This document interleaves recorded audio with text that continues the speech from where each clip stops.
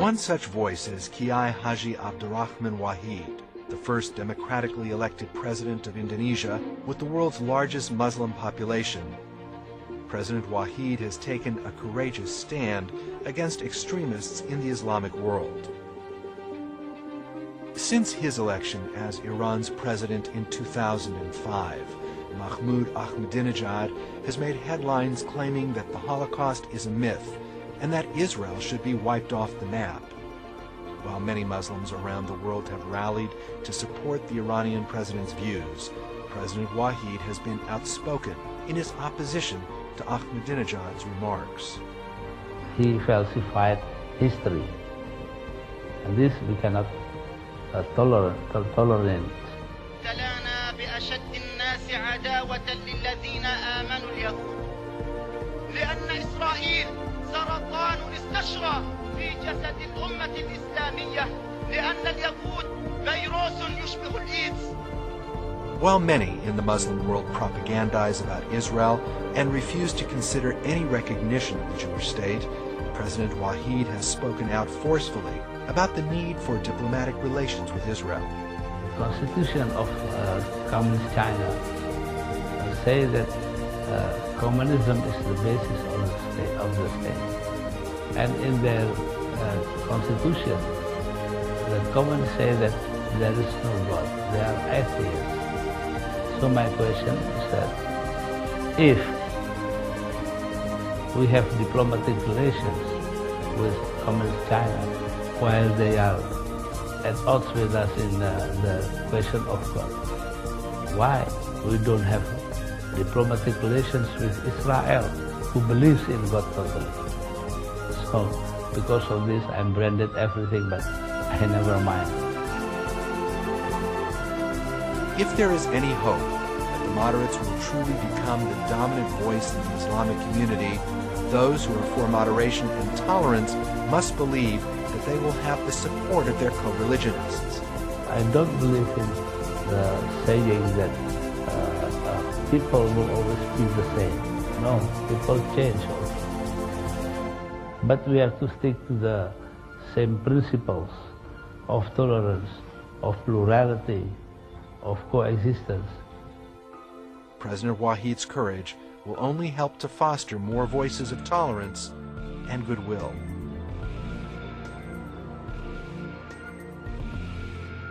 Ladies and gentlemen,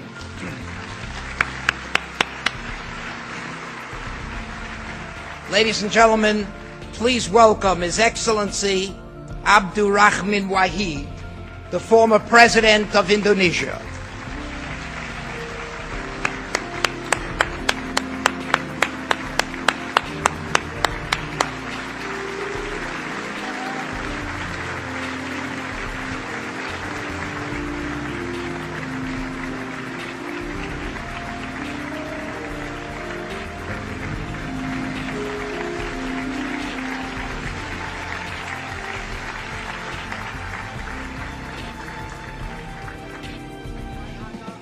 On behalf of the Simon Wiesenthal Center, sir, to present you with the Medal of Valor and to express to you our great admiration for your courage.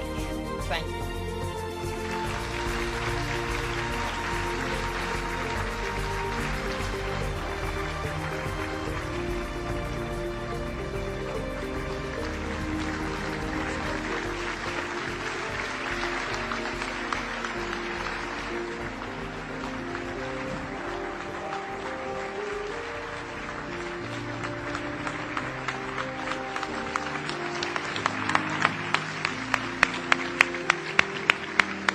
Papa, you would say a few words. Ladies and gentlemen, especially Sam Wiesenthal Institute, it is my honor to get your respect in this matter. I would like to dedicate this to my deceased friend, Ramin, a Jew who shared with me for 4 years. The Kabbalah, the Talmud, and everything. And together, we saw those 9 Jews hanging in the Tahrir Square. So I dedicate this to his memory because he deceased about 5 years ago. Besides that, this a kind of honor for me also to dedicate my life to one thing. I will work ceaselessly until Israel was acknowledged by the Republic of Indonesia. This is important because if we are like to be an honest people, dedicated to openness, then we have to acknowledge Israel. There is no other way. That's why I am very glad when I got an invitation from the President of Israel now, Shimon Peres, to participate in the seminar next Monday. From the United States, I'll go to Israel for that. I know this will make the current fundamentalists in Indonesia very angry, maybe other people also. And I would like to repeat that despite all kinds of propaganda from Tehran, what Mahmud Ahmadinejad said about Holocaust is a lie. There is no other way to say it. Because if we are not frank, we are not honest to ourselves. This is very important, and I thank Sam Wiesenthal Institute for its praise for this. Thank you.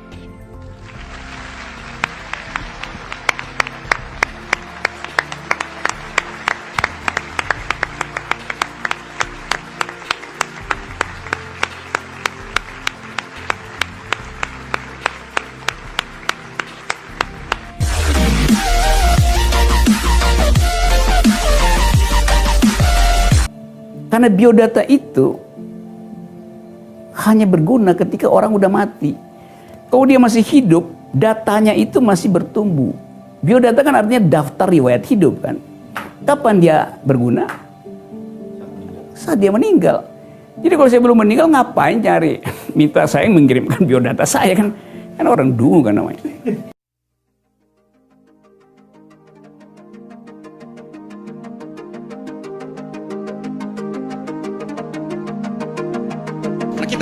Kalau kita sedikit buat pembicaraan ini agak basah dan berasap. Konfrontasi ini kan konfrontasi yang palsu, seolah-olah konfrontasi. Tetapi litmus moralnya nggak ada. Di Indonesia, agama itu adalah hak, bukan kewajiban. Hak itu status hukumnya adalah boleh dipakai, boleh tidak. Kalau dia nggak pakai, dia golput dalam agama misalnya. Tapi orang nggak bisa mengerti itu. Sensasi kita adalah bahwa setiap orang harus beragama, lalu setiap orang harus punya kitab suci. Agama itu selesai di sini, selesai di sini. Mana ada toleransi antar iman? Iman itu final, nggak mungkin ditoleransikan. Yang bisa ditoleransikan adalah sesuatu yang masih bisa berubah, itu sikap sosial.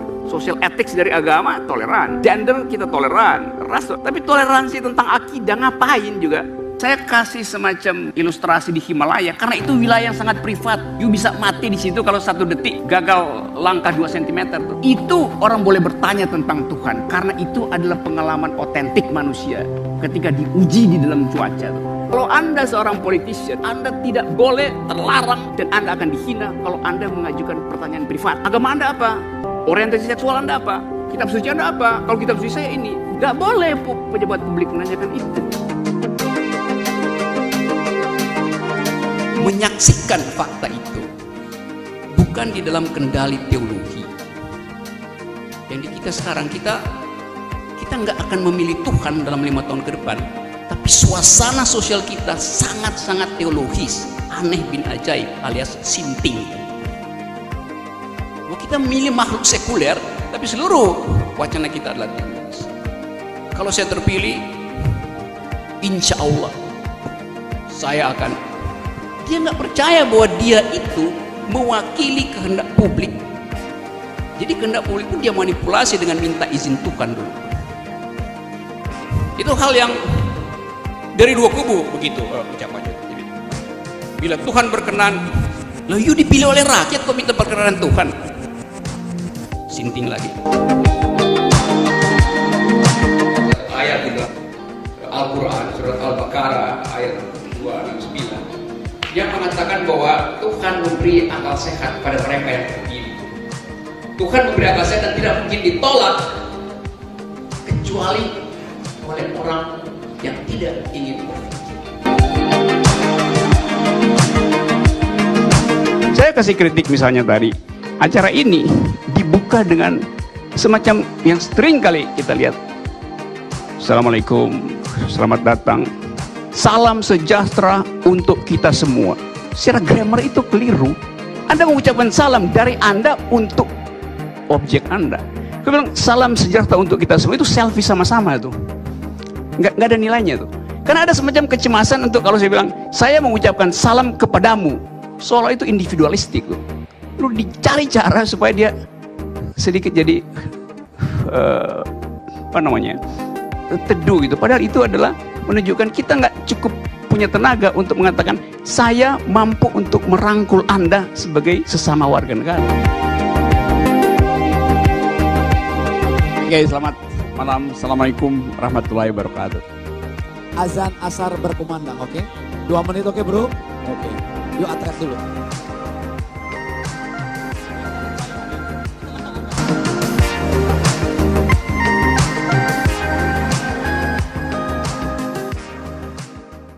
Ya, filsafat kebaikan tertinggi itu adalah bernalar sempurna, bernalar tanpa cacat. Jadi bernalar lurus sebetulnya, atau force of the better argument. Satu lagi hal yang dicatat ketika Anda menjadi presiden dan agak kontroversial, yaitu masalah PKI. Banyak orang begitu khawatir ketika Anda dulu mencabut TAP MPR nomor 25 MPRS 1966. Sebab bertentangan dengan Undang-Undang Dasar, Mas. Tapi itu ada kesan pembelaan Anda terhadap orang-orang ex-PKI Ya, dan keluarganya. terserah, kesan nggak kesan terserah. Apa alasan Yang Anda? terpenting itu bahwa tugas mengucilkan PKI itu bukan tugas negara. Itu yang penting.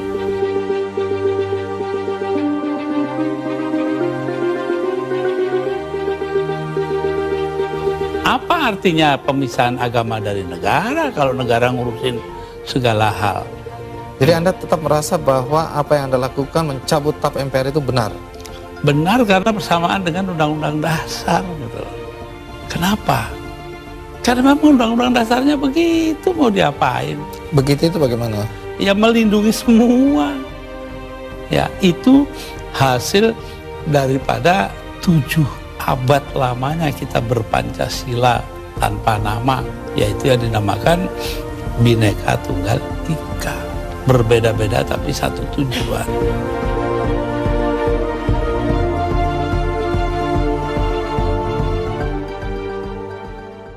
Setelah institut itu kita dirikan, ada Gus Dur di situ, ada beberapa tokoh LSM, ada intelektual, di dalam upaya untuk bikin parameter bahwa kesetaraan warga negara mendahului segala macam perbedaan, ethnicity, agama, power relation, economics, kekuatan ekonomi, segala macam. Jadi semata-mata demi kesetaraan warga negara itu disebut setara. Jadi demokrasi ingin dihasilkan ulang dengan satu prinsip bahwa hanya di dalam kesetaraan antara manusia dimungkinkan kesetaraan argumen. Sebab kalau nggak ada kesetaraan antara manusia, nah orang yang merasa dia darah biru bisa menganggap argumennya juga biru, padahal argumennya butek kan.